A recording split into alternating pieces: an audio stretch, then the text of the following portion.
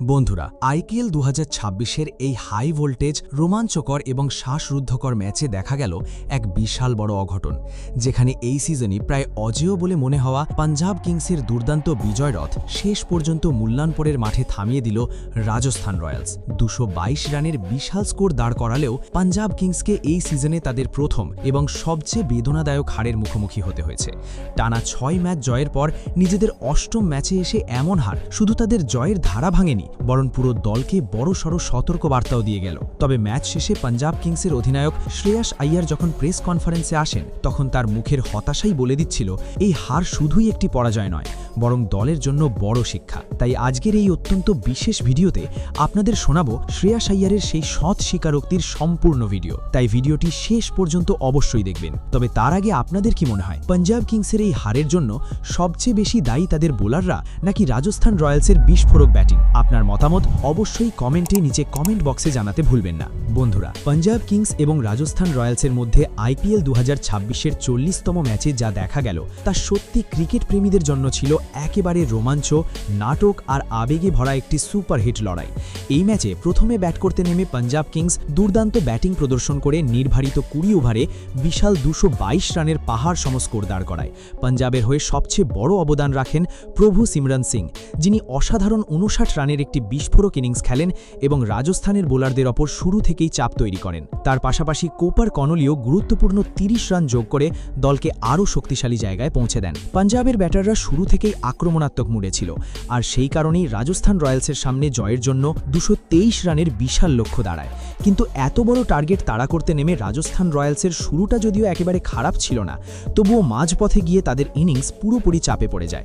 যশস্বী জয়সওয়াল 51 রানের গুরুত্বপূর্ণ ইনিংস খেললেও তার আউট হওয়ার পর ম্যাচের মোড় ঘুরতে শুরু করে। অন্যদিকে তরুণ বৈভব সূর্যবংশী শুরু থেকেই পাঞ্জাবের বোলারদের ওপর ঝড় তুলেছিলেন।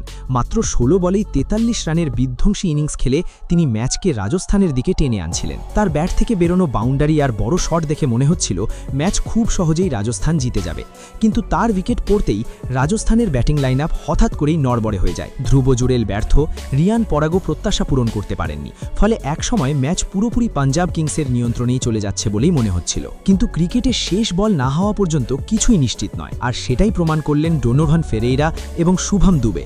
যখন রাজস্থানের জয়ের আশা প্রায় শেষের দিকে, তখন এই দুই ব্যাটার অসাধারণ সাহস, ধৈর্য আর বিস্ফোরক ব্যাটিং দিয়ে ম্যাচের চেহারা পুরো বদলে দেন। একদিকে পাঞ্জাব ভাবছিল ম্যাচ তাদের মুঠোয়, অন্যদিকে ফেরেইরা আর শুভম দুবে মাঠে এমন তাণ্ডব শুরু করেন যে পাঞ্জাবের বোলাররা পুরো দিশেহারা হয়ে যায়। 4 ছক্কার বৃষ্টিতে ম্যাচ শেষ ওভার পর্যন্ত গড়ায় এবং শেষমেশ রাজস্থান রয়্যালস অবিশ্বাস্যভাবে এই ম্যাচ নিজেদের নামে করে নেয়।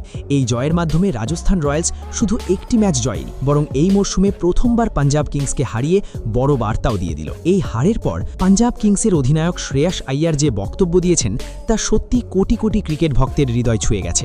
তিনি খুব স্পষ্টভাবেই স্বীকার করেন যে 222 রানের মতো বড় স্কোর করার পরও ম্যাচ হারাটা পাঞ্জাব কিংসের জন্য অত্যন্ত হতাশাজনক, কারণ এত বড় রান তোলার পর স্বাভাবিকভাবেই দল আত্মবিশ্বাসী ছিল। তবে শ্রেয়াস একই সঙ্গে এটাও বলেন যে রাজস্থান রয়্যালস যেভাবে চাপের মধ্যেও সাহসী এবং আক্রমণাত্মক ক্রিকেট খেলেছে, তাতে তারা এই জয়ের পুরোপুরি যোগ্য। তার এই বক্তব্যই দেখিয়ে দেয় তিনি শুধু নিজের দল নয়, প্রতিপক্ষের ভালো পারফরমেন্সকেও সম্মান করতে জানেন। শ্রেয়াস জানান, পাঞ্জাব কিংসের মূল পরিকল্পনা ছিল রাজস্থানকে প্রথম 10 ওভারে 100 রানের নিচে আটকে রাখা, কারণ তারা জানত শুরুতেই যদি রাজস্থানের উপর চাপ তৈরি করা যায় তাহলে ম্যাচ অনেকটাই পাঞ্জাবের নিয়ন্ত্রণে থাকবে। কিন্তু বৈভব সূর্যবংশী শুরু থেকেই সেই পরিকল্পনা ভেঙে দেন। মাত্র 16 বলেই 43 রানের বিধ্বংসী ইনিংস খেলে তিনি ম্যাচের গতি পুরো বদলে দেন। তার আক্রমণাত্মক ব্যাটিং দেখে শ্রেয়াস নিজেও অবাক হয়ে গিয়েছিলেন। তিনি স্পষ্ট বলেন, বৈভবের এই ইনিংসই ম্যাচের অন্যতম বড় টার্নিং পয়েন্ট ছিল। যদিও বৈভবের উইকেট পড়ার পর পাঞ্জাব কিছুটা আত্মবিশ্বাস ফিরে পেলেও তারপর যশস্বী জয়সওয়াল, ডোনোভান ফেরেইরা এবং শুভম দুবের লড়াকু ব্যাটিং রাজস্থানকে আবার ম্যাচে ফিরিয়ে আনে। শ্রেয়াস আইয়ার আরও জানান, বৈভব সূর্যবংশীর মতো নির্ভীক খেলোয়াড় রাজস্থান রয়্যালসের জন্য বড় শক্তি, কারণ এমন খেলোয়াড় খুব কম দলই পায় যে একাই ম্যাচের গতি বদলে দিতে পারে। তিনি রাজস্থানের পুরো দলকে কৃতিত্ব দেন, বিশেষ করে তাদের অধিনায়কের কৌশল এবং চাপের মুহূর্তে সঠিক সিদ্ধান্ত নেওয়ার প্রশংসা করেন।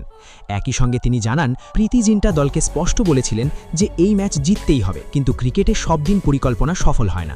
কখনো কখনো প্রতিপক্ষ দল আপনাকে ভালো ক্রিকেট খেলেই হারিয়ে দেয়, আর এই ম্যাচে রাজস্থান সেটাই করেছে। তবে শ্রেয়াস হতাশার মধ্যেও আশা ছাড়েননি।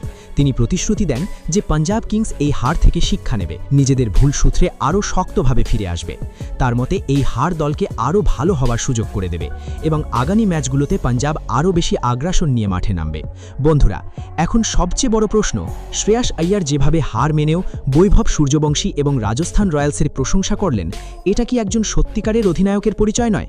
আপনাদের কি মনে হয় বৈভব সূর্যবংশী ভবিষ্যতে ভারতীয় ক্রিকেটের বড় সুপারস্টার হয়ে উঠতে পারেন? কমেন্ট করে আপনার মতামত জানাতে ভুলবেন না। আর যদি ভিডিওটা ভালো লেগে থাকে তাহলে একটি লাইক দিয়ে চ্যানেলটিও সাবস্ক্রাইব করতে ভুলবেন না। ধন্যবাদ সকলকে।